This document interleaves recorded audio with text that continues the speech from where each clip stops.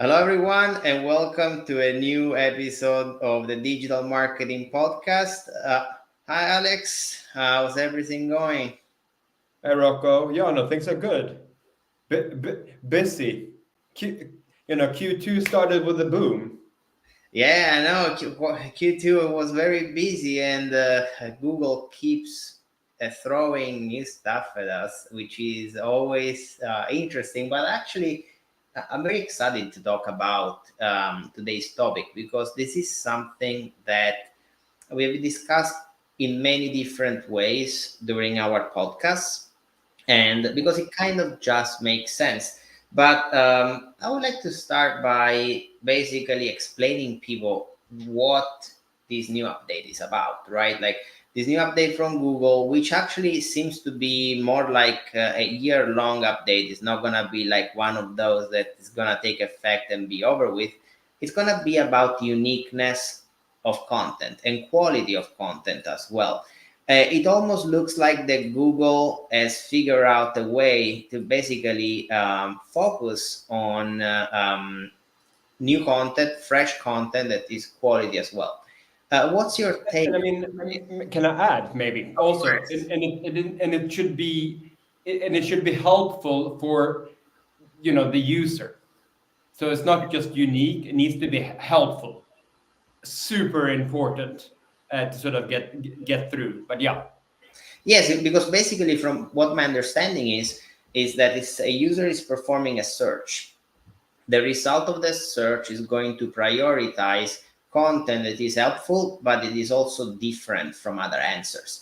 Basically, if your approach to blogging or SEO is going to be this is a keyword that people are searching, let's write an article about it, it's not going to work anymore. The approach needs to be let's write an article about it, about an angle, a topic, or some sort of an approach that nobody else has written about, so we can provide something new to the user. Correct?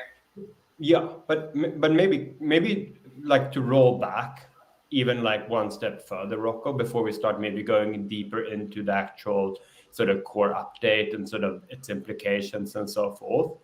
I think the number one sort of not just strategy but tactic for any sort of person sort of working at an agency with clients or as a specialist with clients um, is almost like you need to be first to inform your clients about it and its actual implications. Um, they can't read about it elsewhere. They shouldn't start speculating. Why is traffic going down today? It's not normal because you're really sort of letting in a bit too much sort of unknown fear to the conversation, and then all of a sudden the trust in you might be erased in a matter of a couple of days rather than you actually taking a great opportunity to do the opposite. um, where i.e. You can really sort of paraphrase and say like our strategy is in line sort of with sort of the latest updates because we've sort of worked in this sort of way.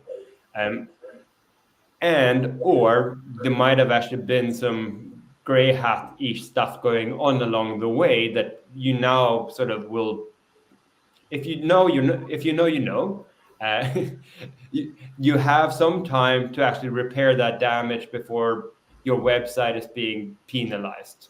um, Absolutely. Because I feel, Alex, probably the best things that agency but also clients could do is to figure out, first of all, a good example to use to explain these updates, because I feel like if I'm out there trying to explain new content versus original content, it might be difficult. But an example could actually be the topic we're talking about. Let's say you are a marketing agency and you want to write an article about the Google update. You can go read 10 articles. They're all going to talk about the same stuff. You can write an article covering the same topic. Well, that is considered not new content. It's going to be considered low quality content. You're literally writing something that has been written 10 times the same way with different words.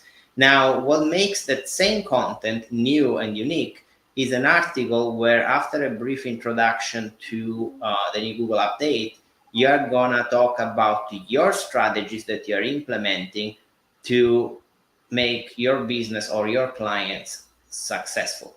So I feel like the approach of SEO is gonna change to, rather than writing an article about this keyword, is let's write an article about these keywords using my own unique way of approaching that topic. Does it sound about correct? I mean, from the content point of view, 100%, and I think all the way, and I think it's still uncertain still, but especially highly competitive keywords, to rank high on these have been extremely difficult. And if you were wanting to start going in there and like fighting for these positions, you needed to, say in the financial industry, at times you needed to write, 6,000 word copies just on that type of, you Yeah, know, to show that you're an authority in that space, even though you may not even be so. Um, this might actually also then have a positive impact for people and the end users, that to compete in that space, you don't have to write that long pieces any longer. You can, it actually will start feeding into what we're now saying is like, it is helpful, it's unique, it's written by someone that is trustworthy or trustworthy, um, and most likely might have some authority in this particular niche or industry, so they can actually also speak from that experience.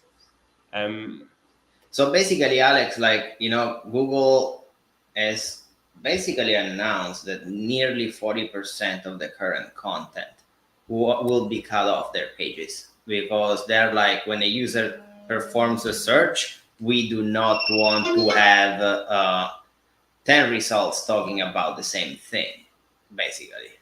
And with that said, companies have got to do a better effort, because I feel that this update is actually good, because honestly, it's getting tiring when you go on Google and the quality of search results is so low. It's basically like reading the same thing over and over. So it is fair that if you want to rank higher, you have got to make the extra effort. You've got to make the extra effort to help the user. So I feel like it's a long time coming, right? and for sure, and I mean, I don't know if you picked that up now, but this was also part of the update, but bigger media houses globally, Yeah. um, they were actually given a grace period to fix their problem, um, before, sort of, it's basically a rumor, reputation. If you have a high direct domain rating, URL rating, you could literally put any content out on your website, And it will rank. and you rank, just because of that nature, because of the logic of the search engine.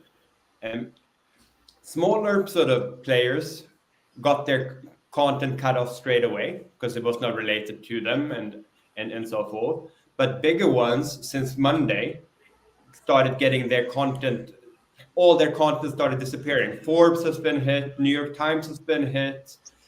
I mean, basically all mainstream media have gotten a lot of, not a percentage proportion of their websites content not being indexed any longer. Alex, is this a chat GPT update? They're getting tired of people just copying and pasting articles in their blogs. I mean, I think it was a partly a chain reaction to that. You had certain websites that basically, they were most likely affiliate sort of revenue, or in some extent sort of coming from affiliate. They had sort of directly linked it with a open AI plugin, and actually automated content creation to some extent. So you could then easily spit out not highly qualitative type of reading content, but up until the update, content that was indexed well and fast. Yeah, it is interesting because I think we are slowly moving into ranking video content through AI that is able to scrape the content on some videos. Because I've been in this market for like 16 years now, and one of the things that I never like is when companies hire a writer to write a blog, and the goal is to just produce content because they want to rank, rather than I want to produce content because this is going to establish my brand as a thought leaders. They don't want to do the thought leader part because that requires time on their end to write the article. Now the article cannot be written by a writer, can be edited by a writer, but it needs to be written by Alex in this case. It's a completely different uh, time commitment to do something like that. Yeah, I mean, 100%. And I mean, I think, why is this happening? I mean, I guess many reasons, but in the end of the day, um, one can also start talking about sort of Google and Google's dominance in the market as like a search engine and sort of where they make their money. And if they don't get their act together in terms of search results, people will go elsewhere. And it's because options are start now also starting to present itself. But Um, Alex, one of the things that I'm really, trying to figure out is old school SEO. When I say old school, I say like standard current of thought SEO. They believe that consistency in published content is a very important element of your rankings. However, new content, quality content, it is going to be a little bit more time consuming to produce, right? For obvious reasons. So, what about now a company that decides to publish unique content, useful content, but they cannot afford to do that, not financially but time wise, they cannot afford to do it twice a week, for example. Do you think Google is going to prioritize quality and uniqueness over frequency of posting? I mean, that would be to speculate. I think the fact here is the fact here is that still, if you have a high domain rating in the Yeah. eye of Google, if you release you maintain that as well because you release content on a regular basis that is trustworthy. And as long as it's sort of within sort of your domain, meaning your area of expertise, that content should go relatively quick to get indexed. And the lower sort of authority you have in that ranking, um, the longer it will take.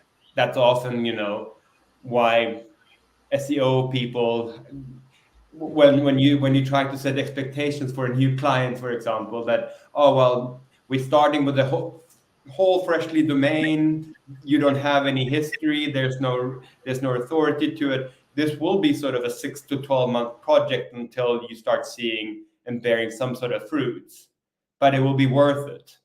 And not everyone will believe you, and they think that you're full of it because, all SEO people say the same. But it's actually true. But if you were to come in hand of someone that has domain authority of 80 plus, then it's a very different type of strategy and tactic to go about. Yeah, but also the domain authority, right? That's a topic that deserves a completely different podcast, probably. But it's not a very impartial way to calculate the authority, right? It's a lot of backlinks that go into play. There are a lot of factors that are impacted by that. So I kind of feel that if you focus on unique content and useful content, technically your domain authority should in the future also be impacted by the content and how useful it is, because you can if, let's say tomorrow you come up with a piece of content that solves a very big problem in your industry, and nobody sees that because you have a domain authority of 10 because your website is new. Well, I kind of feel that there is still some work to do on that front, right? No, I think like what also actually what actually came out in the March release, and it's, I think it's, you know, the volatility I think is slowly sort of flatlining. Um, it is actually the toxic backlinks. So because I mean, there was this gray hat maneuver once upon a time where you could actually buy domains that people might have actually forgotten to sort of renew, that already had a relatively high domain rating. And you could almost build these networks and repoint them to your website, and therefore also giving yourself a higher sort of ranking in the eye of Google, because you have a lot of, now all of a sudden you have a network of um, websites that are pointing to you and sort of giving the worthiness. They've done a clampdown on that, and let's see it. Google, I think, says this every time there's a release, but there will be less emphasis on on backlinks.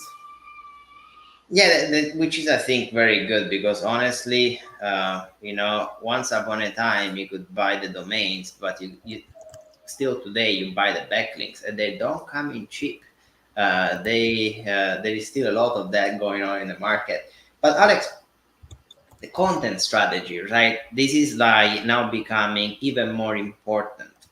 And when it comes to content strategy, I feel that it is going to be a big challenge for writers nowadays because if you were a good writer, you could potentially write articles about many industries because back until now, most of the articles is what I would define a filler. You are covering a topic because you have to cover a topic for the keywords. But now articles are not gonna be fillers anymore. So technically, the core of an article needs to be written by a subject matter expert. Now, let's say tomorrow you want to write an article about this topic we're talking about today. You cannot just hire a writer that is a good writer and ask him to write an article because most likely that content to the eyes of Google will be low quality because it doesn't add nothing new. So do you think writers are gonna be shifting toward being editor? I mean, I think that there's definitely, it's a good point that you're making, and I mean, one shouldn't be completely anti AI. I think as you're going towards, AI is there, um, and can help you like with a couple of the first miles, so you didn't need to do all the heavy lifting up front, but you still need to sort of have the caveat and sort of complete it and make it unique, add sort of those extra golden nuggets, that makes it sort of yours, unique, the company's. Uh, Ideally, maybe even have like an author landing page as well that is tied into that piece, that actually shows that this author, you know has been writing on this topic for the last 10 years and knows what they're writing about, because that will also improve sort of the authority and the trustworthiness of that. So it's not just written by Anna. No, um, fair enough. But I still feel right. Like unless you are specialized, like there are some writers that specialize in an industry and they can completely write unique content, more unique, useful content. But I just feel that let's say fintech, a trader can always have more unique and useful content than a fintech writer unless the writer is more than a writer, is an analyst, is somebody that follows the market, right? But at that point, is the writer going to express the opinion of the company? Because now we go into I am representing my brand when I write something unique, something new. It's not anymore about explaining something. Now you're moving completely into a new space, and the new space is every word that comes out on your website. Since it's useful and new, it is going to be representing your company. I mean, I, I used to write for. I mean, I at times write for Search Engine Journal, and I used to do a lot more when I had more time. but also actually it feels like they knew about what was coming. About probably 8 months ago, they shifted strategy completely to exactly what we're talking about: helpful, unique content written by a subject expert, that are highlighting and sort of taking, highlighting and using examples that are not like taking out of thin air, but actually are things that either you have a very good imagination because you understand the space very well, or it actually happened to you or the company. And so it's this mix. And I mean, the abbreviated form is EAT: expertise, experience, trust, and authority. If the content is sort of built that way, I think you're starting to play in the right game. And I mean, as part of that type of strategy too, though, if you make sure that you start answering questions to people that people ask, I mean, and if you ensure that you use schema.org to your website, and that data will be all of a sudden get structured, and that then enables Google, if they've also find it helpful, to bring it up to sort of among at the top, where you almost have always these FAQs, quick answers, and which also will help you to get that type of visibility, sort of, I guess, segueing back to where you were, Rocco, earlier, when it boils down to the brand building and sort of the thought leader um, as a brand. So all of a sudden, we're brand, we're acquisition, we are, but yeah, we're making. So it's a very interesting update. Yeah, It's fascinating to follow. let's look at an example though, Alex, right? Let's imagine we are talking about a lawyer, right? The lawyer is not a journal. The journal gets a lot of people writing them for free, and they're all subject matters, right? They do that because they get their visibility. The journal gets the uniqueness of the content. But a lawyer is a lawyer, and he might not have time to write an article, so he might end up hiring Alex, and Alex has a team of writers. But of course, Alex writers, although they might write a great article on a specific law for this lawyer, clearly to make it unique, there needs to be some sort of interpretation or some sort of value added, right? So I feel that a good agency will go back to the client and be like, can you give me 10 bullet points on your take on this topic? Because we need some uniqueness. So what I'm trying to say is that probably this is going to change a little bit the interaction between a company and the SEO team or the agency they work with, if they have an agency, because I kind of feel now that the process is not going to be a turnkey process where the lawyer is going to be like, write me article, I don't have time for this. Well, now if you don't have time for this, it almost feels like you're not going to be doing very well ranking those pieces. That kind of what this update feels like to me, that there needs to be that extra touch, that the client needs to be more involved in the process. I mean, I think yes and no. I think all of a sudden writers that are extremely good with within certain niches, they will become even better within those niches. So before you had copywriters and sort of content creators or content writers that sort of were generalists. They could sort of move from one to the other. But now I think we're starting to look at, okay, if you're really good at fintech or finance, okay, well, then you can sort of upper that area and sort of really add value there. Of course, like getting to know the client, and I think like understanding your client, sort of what they're solving, for the problem, what type of problems are they solving for their customers. That needs to sort of then be highlighted a lot more and brought out and exemplified, and you can do that. Of course, we still see today what people are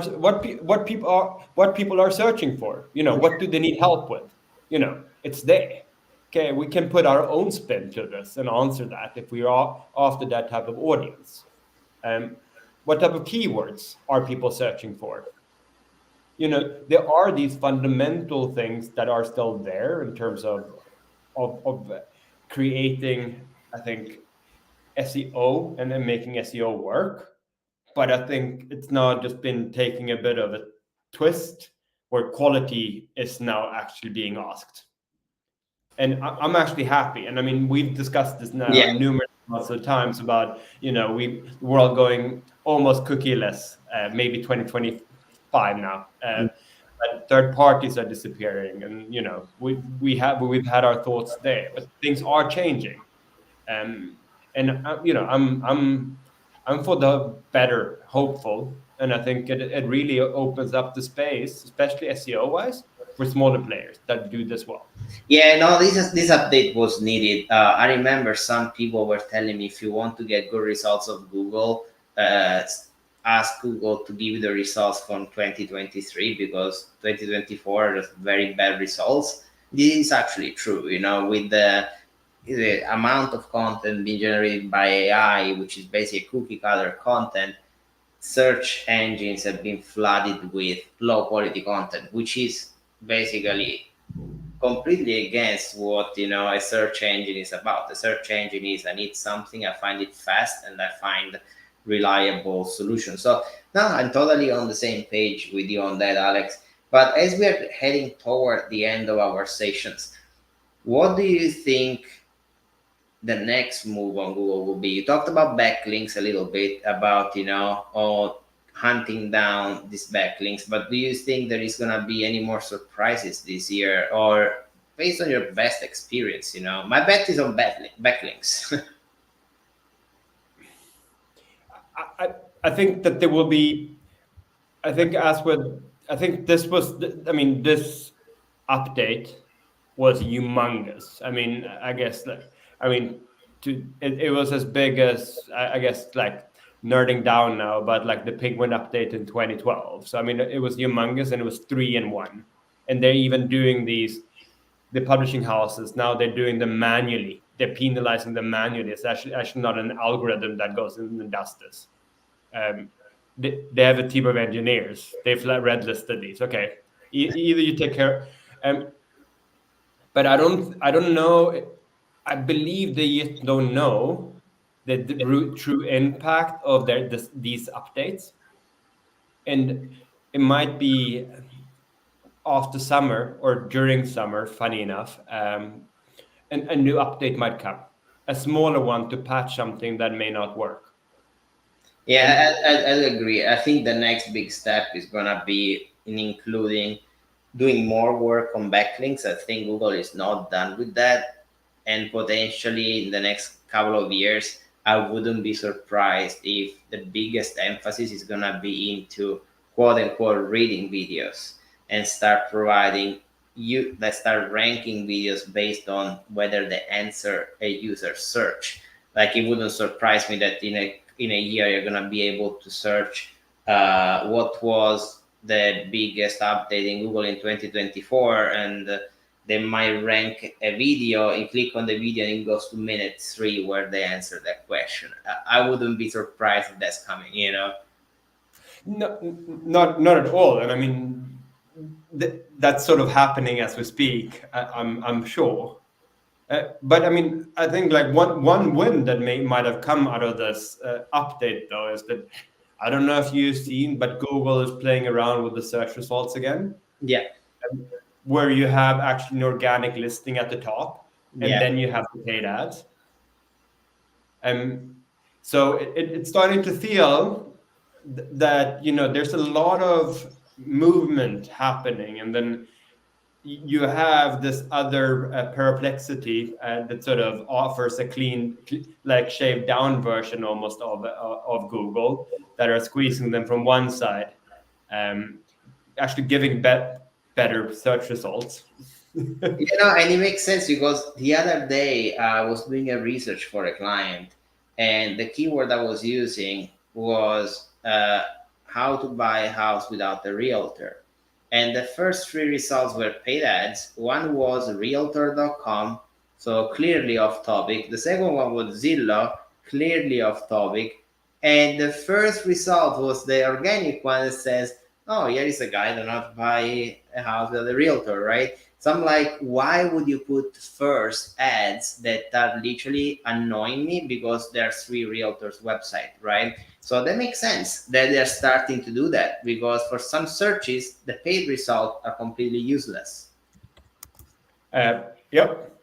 So I mean, that's how it goes. So I mean, but it's interesting. Like now, at least, like try to give some hope for both agencies and clients that we for all the work, there's actually a proper number one position that is actually above the paid results for the first time since ever.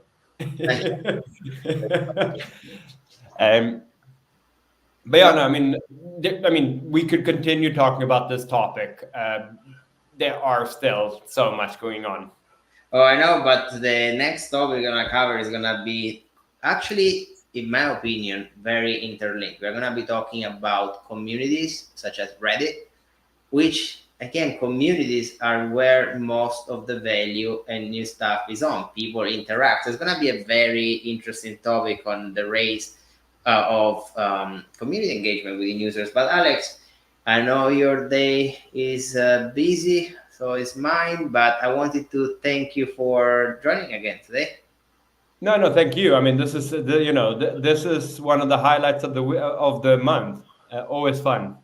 Thank you so much, Alex, and thank you everybody for listening in. As always, we try to keep it short and sweet so you can go back to your days. And thank you so much for joining. Bye bye. Over now. Ciao.